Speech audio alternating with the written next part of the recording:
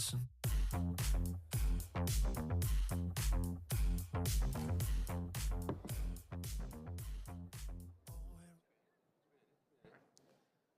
Bonjour, bonjour à tous. Bonjour, on va démarrer. Je me présente comme je suis celui qui prend la parole en premier. Je suis Alassane Sempara. Ça fait à peu près 15 ans que je suis dans la supply. Je travaille pour la société Hardis Supply Chain qui édite la solution Hardis WMS. Et je vous propose un petit tour de table pour qu'on se présente tous et puis on peut enchaîner. Bonjour à tous, Laurent Beaumatin, directeur de pôle logistique chez FM Logistique. Je gère une région de 7 entrepôts, de la Bourgogne jusqu'à l'Atlantique. Bonjour à tous, moi c'est Axel Frolicher, je travaille chez FM Logistique depuis 8 ans maintenant et je suis directeur IT pour FM Logistique Espagne. Voilà. Aujourd'hui, on a décidé de vous parler automatisation. Je pense que tout le monde a déjà assisté à une conférence sur l'automatisation. Il n'y a qu'à se balader sur le salon, il n'y a que ça. Il y a de l'IA et de la méca, des robots. On pourrait croire que le sujet est vu, revu, mature. Tous les chiffres montrent que les entrepôts en France sont en phase d'accélération sur l'automatisation. On n'est pas encore assez automatisé et des projets d'automatisation, on en a, on va continuer à en avoir. Nous, en tant qu'éditeurs de WMS, on se rend compte que c'est 75% de nos projets qui concernent l'automatisation. Soit parce que les clients ont besoin de moderniser leur outil logistique avant de passer à l'automatisation, soit parce qu'ils ont un projet en cours et ils se sont rendus compte qu'ils avaient besoin d'un outil mature pour les accompagner dans cette phase-là. D'où le choix de ce thème. Alors, très rapidement, avant de rentrer dans le vif du sujet, Hardis Supply Chain, c'est une société française. On est à Grenoble, à Cessiné-Parisé. On fait de la logistique depuis 40 ans. Concrètement, on a 550 clients directs, sans compter les clients de nos partenaires et 3PL. Plus de 2000 sites déployés. L'année dernière, c'est 3 projets par semaine déployés. 150 sur l'année, ça correspond à 3 par semaine. Et évidemment, on travaille via aussi des partenaires sur certains territoires. On a des agences en France, en Italie, en Espagne, en Pologne, aux États-Unis, etc. Notre cœur de métier, c'est l'exécution de la supply chain. Donc, notre ADN, c'est d'abord le WMS et ensuite, évidemment, la logistique étendue avec tout ce qui est fonctionnalité transport, principalement des fonctionnalités chargeurs, et l'orchestration des commandes avec l'OMS. Tout ça génère des flux et évidemment le besoin d'un control tower, d'un endroit où l'ensemble de ces données est rassemblé pour permettre la collaboration de tout cet écosystème autour de la data à créer effectivement ce besoin de créer un control tower qui permet d'aller collaborer et aussi de faire un claim management. Imaginez votre fournisseur, votre client, votre service client en capacité de collaborer autour de la data et d'avoir un claim management intégré directement. C'est ça le control tower. Voilà très rapidement qui nous sommes et ce que nous faisons. Je vais passer la main à Laurent qui va vous parler concrètement. Merci Alassane. Alors, ouais, tu le disais, c'est vrai que si vous avez fait le tour du salon, il y a pas mal de robotisation et de modernisation partout. Juste un mot en préambule. Alors, c'est vrai que chez FM Logistique, on considère que la technologie, aussi avancée qu'elle soit, elle doit s'inclure dans une stratégie un peu plus globale et dans une vision plus globale. Et pour ça, que ce soit nos projets ou nos activités, on les tourne autour de l'excellence opérationnelle avant tout, bien sûr, et puis de la durabilité. C'est pour ça que je veux vous partager la stratégie qui nous anime et qui tourne autour de 3 piliers qui sont People, Planète et Partenaires et qui animent notre quotidien, nos projets ou nos opérations au quotidien. Alors People avant tout parce que People, la logistique, c'est un métier exigeant, on pourrait même dire éprouvant parfois. Et People, on va placer l'humain au centre. Quand je dis ça, c'est parce que vous allez voir que dans le cadre de notre transformation que nous avons menée sur Ecren, il a fallu travailler sur la pénibilité physique pour nos collaborateurs et on a avant tout travaillé et surtout travaillé sur l'ergonomie au poste de travail et comment améliorer ou préserver la santé de nos collaborateurs. Le deuxième pilier, c'est Planète. Planète parce qu'on considère que performance économique et engagement environnemental sont liés, que optimiser nos surfaces, et vous verrez qu'on y a contribué, c'est aussi réduire notre empreinte énergétique et que réduire l'empreinte énergétique aujourd'hui, c'est une nécessité absolue dans nos activités. De plus, encore une fois, chez FM, on considère qu'un modèle durable, c'est un modèle qui sera plus robuste et plus performant dans le temps. Et puis enfin, partenaire, et merci de l'invitation Alassane, partenaire parce qu'on ne considère pas qu'une supply chain fonctionne en silo. Chaque solution, elle doit être co-construite d'une manière globale avec nos partenaires. Et nos partenaires, c'est nos clients, c'est nos partenaires fournisseurs, c'est nos partenaires technologiques pour réussir à relever les défis du marché. Et c'est dans ce cadre-là que je vous parle d'un cas un peu concret à présent. C'est la cosmétique premium pour lequel on a mené ce projet de transformation pour notre client Shiseido. Donc Shiseido, acteur majeur de la cosmétique premium, on parle de qualité, conformité, traçabilité, mais surtout on fait de la logistique, donc répétabilité et fiabilité de nos opérations. Et on parle également de flux différents. Pour ce client-là, on opère à destination de 110 pays sur des flux B2B, B2C. Vous imaginez bien que les logiques opérationnelles, les contraintes de transport, les pics d'activité liés à ces activités sont différentes. Et l'objectif pour nous, c'était de gagner en résilience et de gagner en performance en déployant cette automatisation. Un dernier point, on parle de cosmétiques, on parle potentiellement de parfums. Parfums, on parle alcool, on va parler donc produits classés. Et produits classés liquides inflammables, ça nécessitait des équipements spécifiques pour rester en conformité avec la réglementation.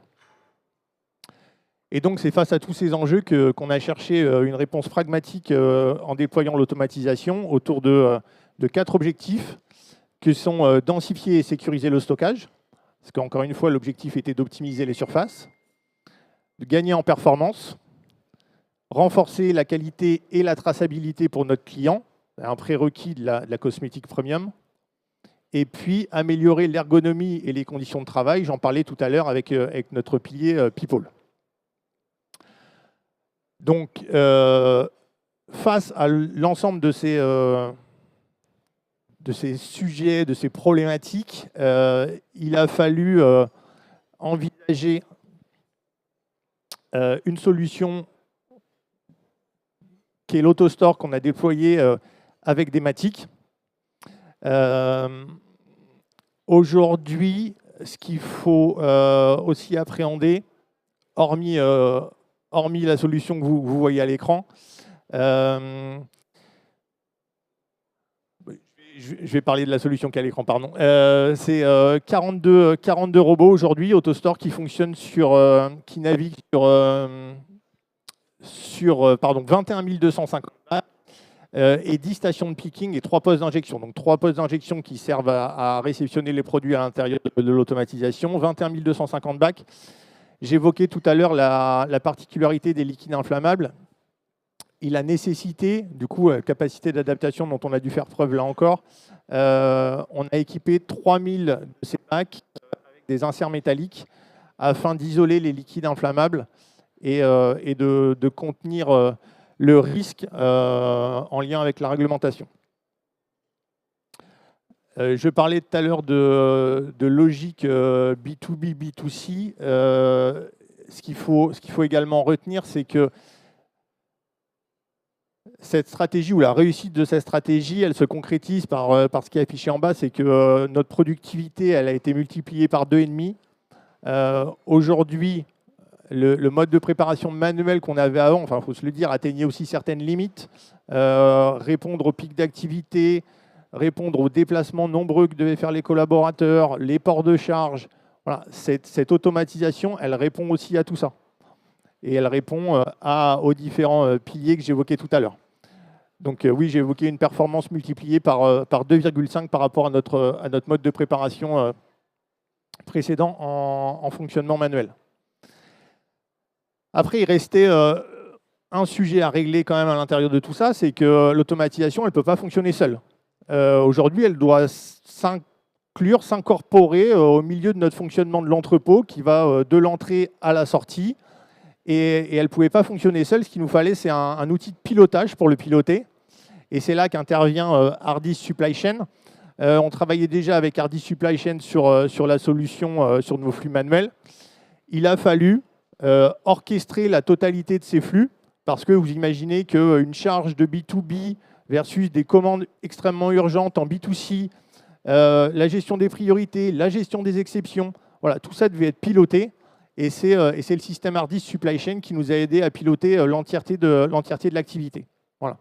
Mais je vais laisser Alassane et Axel vous expliquer comment leur intelligence logicielle fonctionne et répond à notre besoin opérationnel au quotidien. Alors, pour le côté concret du projet, je vais laisser Axel en parler parce que c'est celui qui finalement l'a mis en place. Et moi, je suis un peu payé pour vous dire que mon produit est très bien. Donc, c'est mieux qu'un client vous le dise. Par contre, je vais,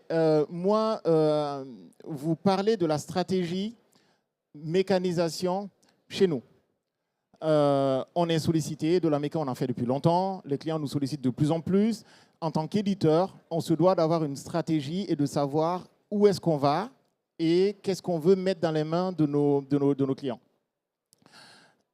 Le premier mot d'ordre, c'est une stratégie best of breed assumée. Si vous trouvez demain chez votre fournisseur de méca la meilleure solution pour manutentionner vos palettes, la meilleure pour manutentionner vos colis, les meilleurs LED pour aller faire du pick-to-light sur ce qui n'est pas mécanisable aujourd'hui, les meilleurs RFID, etc. Enfin, tout un tas de choses, vous avez beaucoup de chance. La réalité est que souvent, la meilleure solution pour un besoin spécifique va se trouver chez un fournisseur et une autre solution chez un autre. Cette stratégie best of breed, pour nous, est très importante. C'est de laisser le choix à nos clients, d'aller choisir la solution de leur choix pour ensuite aller l'intégrer. Ça a une vraie conséquence pour un éditeur parce que ça veut dire que l'ensemble des fonctionnalités qu'on va mettre à disposition doivent être créées à l'aune de cette stratégie-là, doivent contribuer à réaliser cette stratégie. Donc, agnosticité, capacité pour nos clients à prendre les process en main, capacité à aller piloter n'importe quel type de mécanisation tout en gardant le contrôle dans son WMS parce que ça restera l'outil du logisticien. On a beau automatiser, finalement, on va essayer de centraliser le point de lancement des vagues. On va essayer de centraliser la stratégie de stockage. Et tout ça est porté par le WMS et les dashboards de pilotage sont aussi pilotés par le WMS. Donc, c'est ça véritablement le sens de notre stratégie. Et qui dit automatisation dit en général augmentation des flux. Soit je centralise dans mon modèle logistique dans un site plus gros, plus mécanisé, et donc j'augmente les volumes de ces sites-là. Ça veut dire que nos solutions doivent être scalables, pas que pour la mécanisation, mais ça devient encore plus important parce qu'on va traiter beaucoup plus de volume dans les mêmes sites, dans les mêmes espaces. Et évidemment, qui dit agnosticité, etc., dit connecteur. Comment je fais des connecteurs tout en restant agnostique? Oui, il y aura des projets d'intégration parce qu'en fonction de vos choix de mécanisation, peut-être que votre choix se portera sur une solution qui n'existe même pas. Notre rôle est, pour toutes les actions réalisables avec des solutions automatisées, de vous proposer du standard. Du standard, donc des connecteurs, des façons, depuis l'extérieur, de venir confirmer qu'un picking a été réalisé comme demandé, qu'un stockage a été réalisé comme demandé, que la stratégie globale de cycle counting d'inventaire tournant est intégrée et que votre stratégie d'inventaire manuel et la stratégie d'inventaire dans votre solution mécanisée, le tout est rassemblé au même endroit pour que le commissaire aux comptes à la fin de l'année soit content et que les comptages aient été faits comme il faut. Voilà un exemple concret de fonctionnalité qu'on va déployer. Pour le détail de ce projet-là, je vais passer la main à Axel qui va vous en parler plus en détail. Ok, alors mon objectif aujourd'hui, c'est de vous expliquer la mécanique globale autour de ce projet sans vraiment entrer dans les détails techniques, on pourra y venir. Mais je veux que vous compreniez dans ce projet qui décide, qui exécute, comment les systèmes se parlent entre eux et pourquoi cette articulation, finalement, elle nous permet de tenir la performance et de respecter les qualités et les engagements que l'on a avec nos clients. Je vais repartir de ce que Alassane vous a présenté précédemment et je vais le transformer en réalité d'entrepôt. Aujourd'hui, Hardis Supply Chain, c'est notre socle. On peut dire que c'est notre corps modèle puisque c'est avec ce WMS que l'on gère l'intégralité de nos activités à Ecren. C'est le WMS qui porte l'intelligence globale, les règles métiers et l'orchestration, y compris avec une automatisation telle que l'AutoStore. Pour ça, je peux vous donner une image simple. Aujourd'hui, Hardis Supply Chain se positionne comme un chef d'orchestre de l'entrepôt. Il a la vision globale, il connaît l'ensemble des règles métiers, il peut séquencer les opérations, il peut prioriser des flux en fonction des contraintes de transport, par exemple, ou des exigences de service, alors que l'AutoStore, quant à lui, via son WCS, va uniquement gérer sa zone. On peut considérer l'AutoStore comme un membre d'une troupe, un membre d'une troupe orchestrée par le WMS. Il va gérer uniquement les opérations qui sont dans sa zone, comme la gestion des robots, le pilotage des bacs et de son stock, mais il va rester dans sa zone. Et cette distinction, elle est importante, parce qu'aujourd'hui, dans nos entrepôts, qui sont multiflux, multi-clients, avec du B2B, B2C, des contraintes premium et des produits classés en l'occurrence. Finalement, ce qui est compliqué, c'est pas de préparer un article, préparer une commande. Par contre, c'est quand est-ce qu'on va le faire, la préparer au bon moment.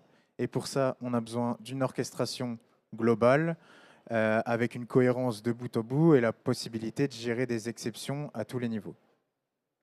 Et c'est là qu'Hardis Supply Chain est la clé de notre modèle, puisqu'il nous a permis d'intégrer une automatisation en tant qu'accélérateur de performance et non pas juste un silo capable d'exécuter des commandes de son côté. Okay. Je vais vous présenter maintenant comment tout ça s'orchestre en 5 étapes. La première étape, elle est simple, c'est le WMS reçoit l'ensemble des commandes. Ces commandes, elles ont des contraintes. Elles ont des cut-off transport, des règles B2C, des règles B2B, des promesses de livraison. Elles peuvent avoir également des exigences spécifiques.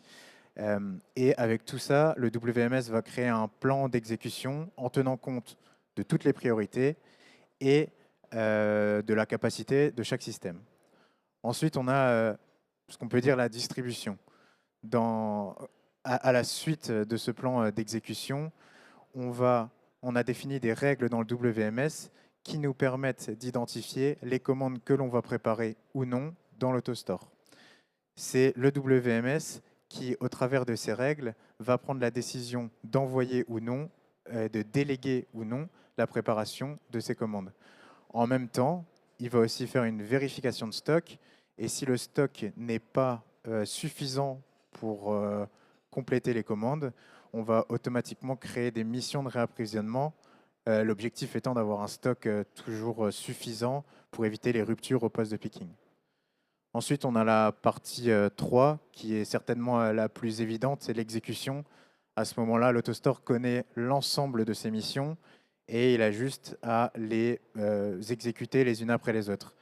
Il va gérer tous ses déplacements de robots, il va lui-même faire des optimisations pour préparer avec de la performance tout en gardant un débit élevé. Ensuite, on a le monitoring des flux. C'est un élément essentiel.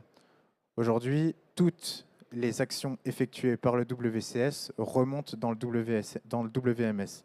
Finalement, on a la traçabilité de tous les événements et c'est un point clé puisque c'est ce qui permet au WMS de garder un œil sur tout ce qui se passe dans l'entrepôt et de pouvoir arbitrer et d'avoir une orchestration globale de tous les flux, qu'ils soient entrants ou sortants. Je vais mettre un peu de technique sur ce point-là. Alassane a parlé de leur stratégie d'intégration. Aujourd'hui, toute l'intégration de ce projet-là s'est faite sous forme d'API REST en utilisant les connecteurs standards du WCS Master, aussi bien en flux sortant du WMS qu'en flux entrant. L'intégration, elle est sous forme d'une boîte noire. Ça veut dire que AutoStore, lorsqu'il a la connaissance de ce qu'il a à faire, il est le seul responsable de toutes ces actions. Et au fur et à mesure, il va nous remonter les événements en temps réel.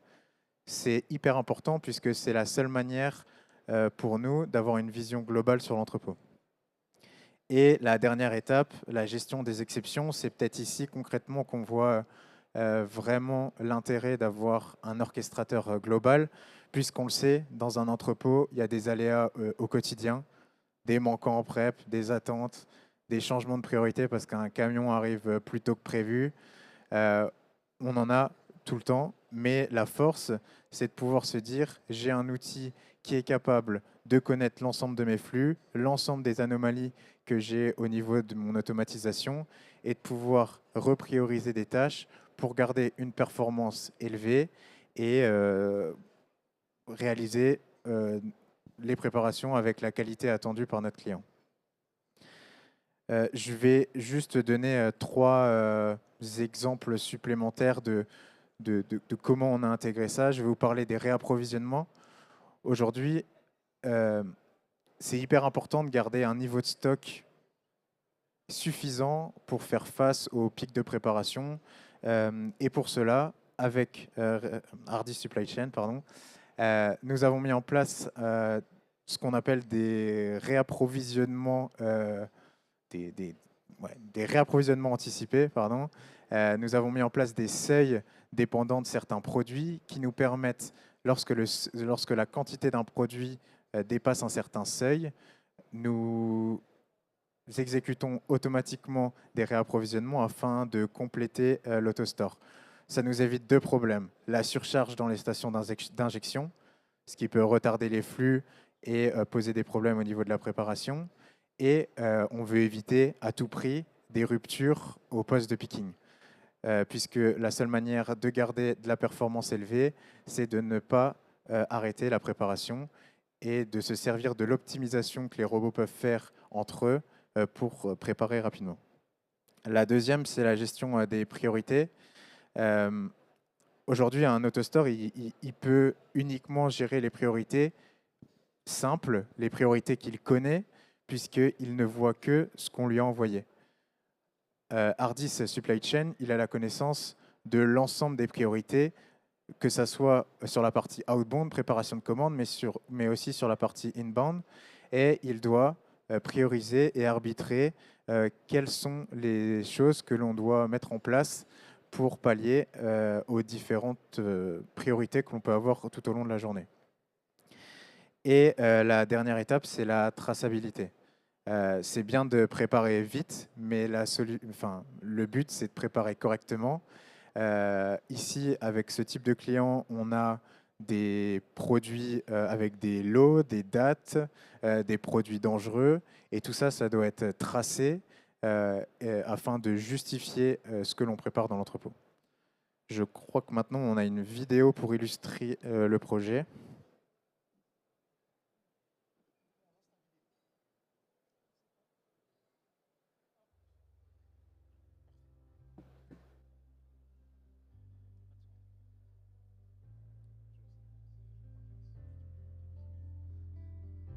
Je crois qu'il y a du son normalement, mais je ne suis pas sûr.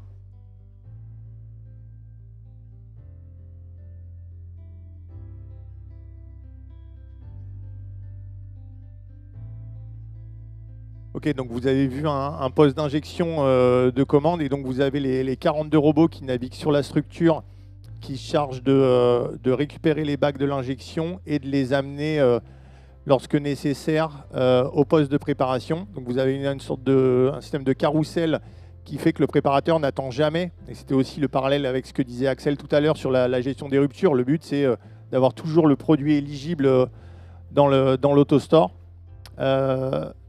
On a, et on ne l'a pas évoqué, un contrôle pondéral qui se fait à chaque prise, c'est-à-dire qu'à chaque prise de l'opérateur, au moment où il le dépose dans le colis, on a un contrôle pondéral qui se fait au moment où il valide à chaque fois qu'il dépose son produit, et en fin de préparation, il va valider sa préparation finale, et vous voyez le colis qui prend la direction des gares à destination d'une zone de consolidation derrière. Très bien. Du coup, j'espère que pour cette partie-là, c'est assez clair. On voit les choses. En tant qu'éditeur, comme on l'a dit, 3 démarrages par semaine, 150, et on a beaucoup de projets mécanisés, on en voit beaucoup. Ça me permet de rebondir sur un propos. L'intégration Black Box, par exemple, pour ce type, c'est vraiment les bonnes pratiques d'intégration dans ce cas-là. Un projet de mécanisation, oui, c'est les outils, mais c'est aussi les bonnes pratiques qu'on met en place, que ce soit l'autostore, mais on le voit, il y a toutes ces solutions de goods to person qui arrivent. Et clairement, la valeur de ces solutions-là n'est pas uniquement dans la mécanique, cette capacité à juste aller vite, etc. Ils ont aussi un vrai savoir-faire informatique. Leur solution est livrée avec un vrai logiciel qui pilote leur robot, qui porte l'intelligence interne de leur robot. Et vous, clients, quand vous achetez ces solutions-là, vous achetez une promesse de préparation assez rapide. Ce mode d'intégration Black Box que Axel a expliqué, ça permet de garantir la chaîne de responsabilité. Et c'est extrêmement important. Le WMS est en charge d'un grand nombre de choses. Par contre, lorsque vous achetez un goods to person et que vous lui confiez votre picking, il vous promet une productivité pour être sûr que cette promesse est auditable et qu'à tout moment, on peut vérifier qui n'est pas au rendez-vous. Est-ce que les choses ont été demandées à temps? Est-ce qu'elles ont été exécutées à temps, etc. Il faut un modèle d'intégration qui puisse respecter cette chaîne de responsabilité. Et c'est quelque chose qui revient assez souvent, qu'on répète assez souvent en phase projet et en phase avant-vente, et que je souhaitais réexpliquer ici. Ensuite, je voulais, donc ça c'était la partie RACI. On a parlé des connecteurs. Effectivement, Axel a utilisé son middleware préféré pour aller faire la connexion avec l'AutoStore et le WCS associé à l'AutoStore. Moi, j'ai envie d'élargir un peu et de se dire comment on sait que son WMS est mature pour la mécanisation. Quel est le critère finalement quasi infaillible? Est-ce que, en tant que client, je suis capable, sans l'éditeur et sans développer, de connecter de la mécanisation? Lorsque c'est possible, ça veut dire que les fonctionnalités sont là. Il y a une mise en œuvre. Attention, il y a des coûts quand on fait un projet de mécanisation qui est porté par quelqu'un. La capacité pour un client de faire cette chose-là sans l'éditeur et donc sans que l'éditeur soit obligé de développer, pour moi, c'est la preuve qu'on est mature pour la mécanisation. Et ensuite, on peut regarder un petit peu les fonctionnalités. On peut détourner des concepts. Ça fait des années et des années. Au début, on détournait des concepts pour faire de la mécanisation. Savoir que l'objet automate, l'objet AutoStore existe dans le WMS, porte ses propres caractéristiques, est associé à des zones, est associé à des opérations.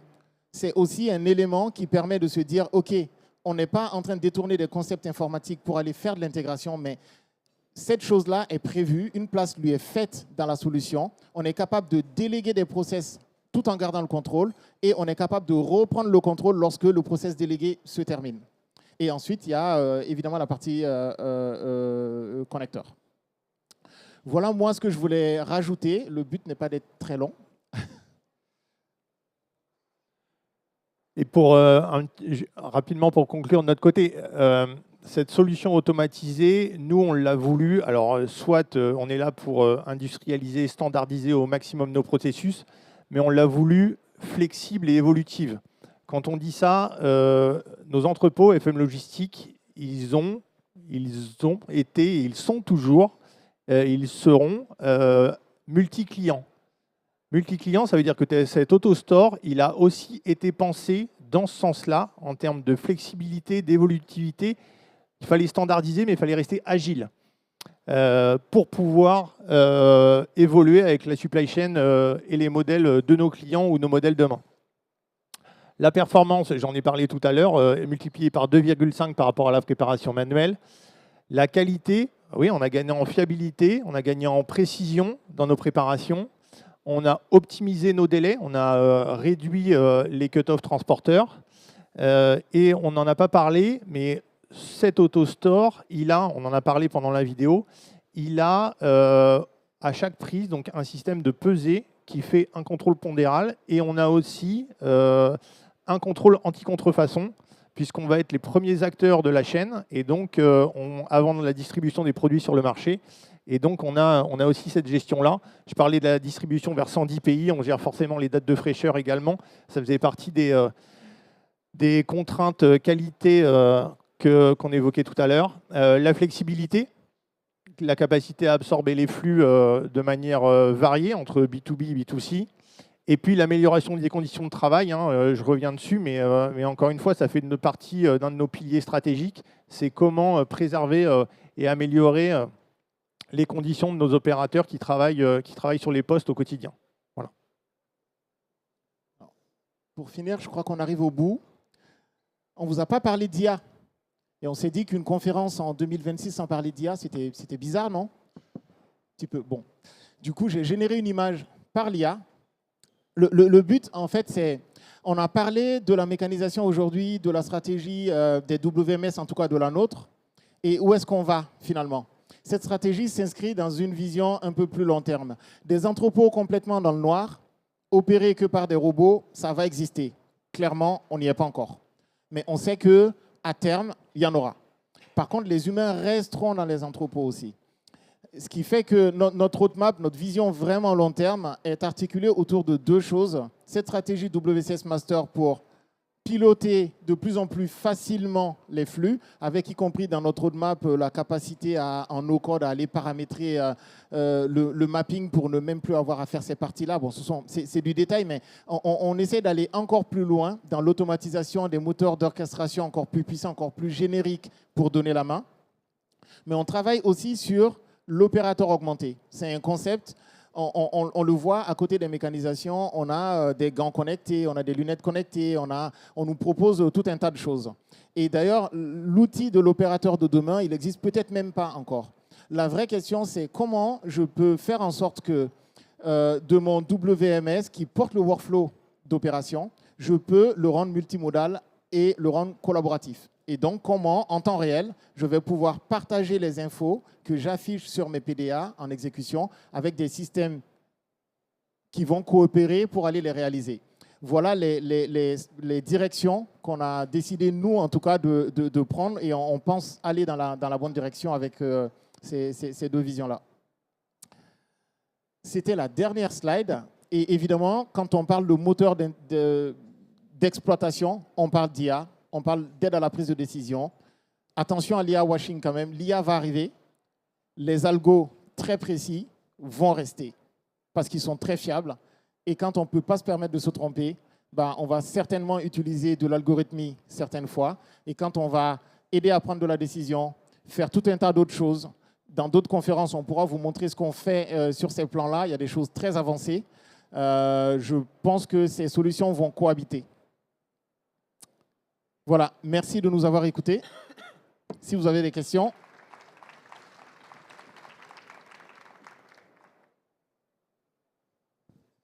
Le premier est toujours le plus dur à trouver. Oui.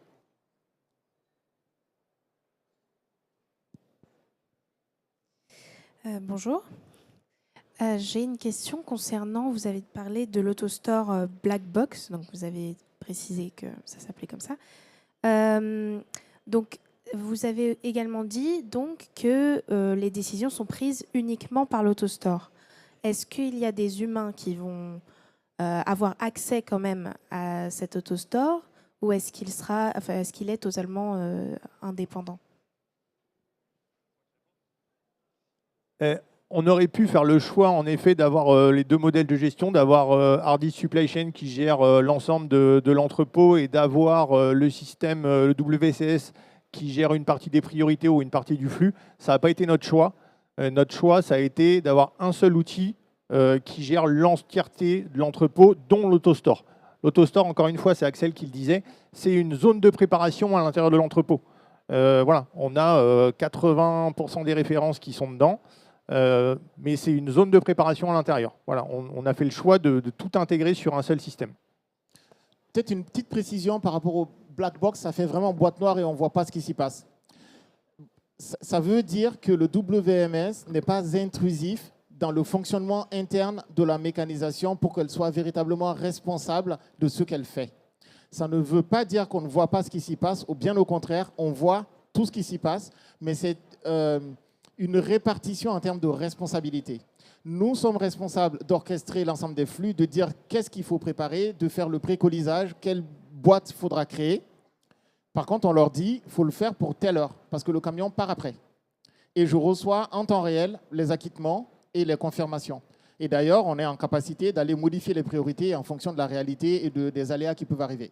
Donc, black box, c'est je ne suis pas intrusif, ce n'est pas je ne vois pas ce qu'il y a dedans. C'est un peu mal nommé, mais voilà. Merci.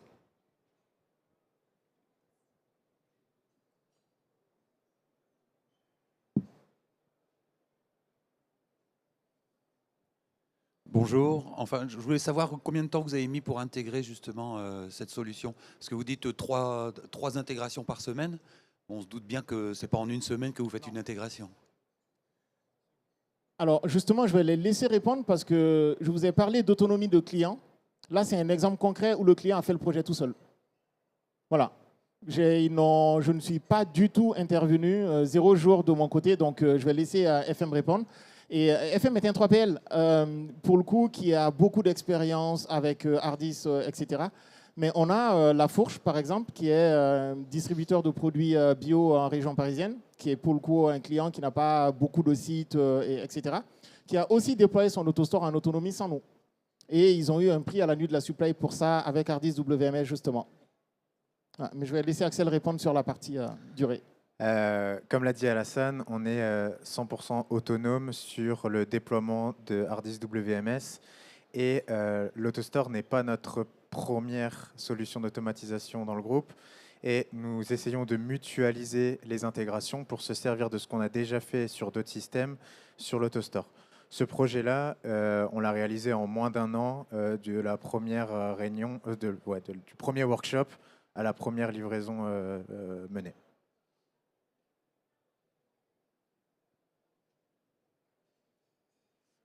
Est-ce qu'il y avait d'autres questions?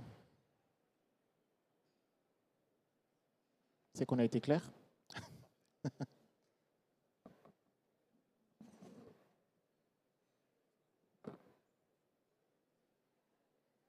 Bon. OK. S'il n'y a pas d'autres questions, merci pour votre temps. Merci de nous avoir écoutés. Merci à tous.